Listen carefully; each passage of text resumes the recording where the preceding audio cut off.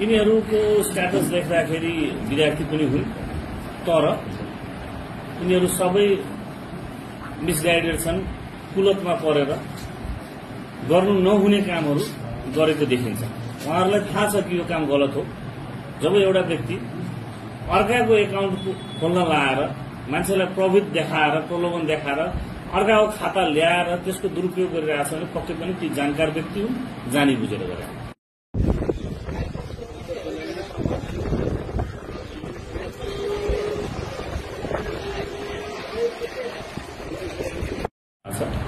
यो जुन एउटा समाजमा हाम्रो यो अनलाइनको दुरुपयोग गरेर जुन किसिमले हाम्रो समाजमा यो ठगी बढिरहेछ, त्यसको गुनासो हामी कहाँ छ।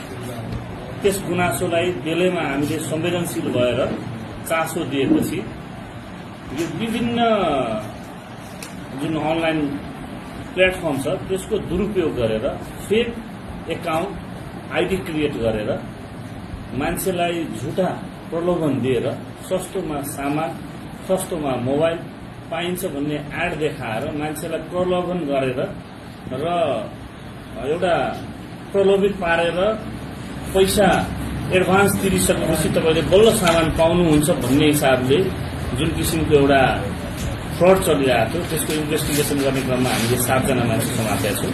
ती 7 जना मान्छेबाट लगभग 10 वटा मोबाइल पनि फेला पारेका छौं र उहाँहरूले हाम्रो समाजका गरिब वर्ग जसलाई एकाउन्टको महत्व के छ, ब्याङ्क एकाउन्टको महत्व के छ, वालेटको मिनिङ के छ थाहै नभएका मान्छेहरूलाई प्रयोग गरेर तिनका खाता खोल्न लाएर तिनका खाता अब किनेर अर्काको नामको खाता आफूले किनेर त्यसको मिसयुज गरेर पैसा झिकाउने र त्यसको जुन ठगीको जुन प्रक्रिया चलाएको थियो त्यसका मान्छेहरू हामीले समातेका छौं र उहाँहरूको अनुसन्धान गर्दै जाँदाखेरि झन्डै 2,63,93,191 रुपियाँ बराबरको एउटा ठूलो कारोबार भएको देखिया छ। यस काममा यी जुन हामीले पक्राउ गरेका छौं मान्छेहरू, उनीहरूले विभिन्न मान्छेका नागरिकता, फोटा, त्यसपछि विभिन्न संस्थाका प्यान नम्बरहरू पनि दुरुपयोग गरेको भेटिया छ। उहाँहरू सबैलाई चाहिँ सम्मानित अदालतबाट म्याद थप गरेर ठगीमा हामी आवश्यक अनुसन्धान प्रक्रिया अगाडि बढाएका छौं। Thank you. कतिजना ठगिएको छ, त्यसपछि यो पक्राउ पर्नेहरू लगभग 25 भन्दा कमकै सबै रहेछ। यिनीहरू विद्यार्थी हो अथवा अन्य केही काम गर्छ? यिनीहरूको स्ट्याटस देख्दाखेरि विद्यार्थी पनि हुन्, तर यिनीहरू सबै मिसगाइडेड छन्, कुलतमा परेर गर्नु नहुने कामहरू गरेको देखिन्छ। उहाँहरूलाई थाहा छ कि यो काम गलत हो।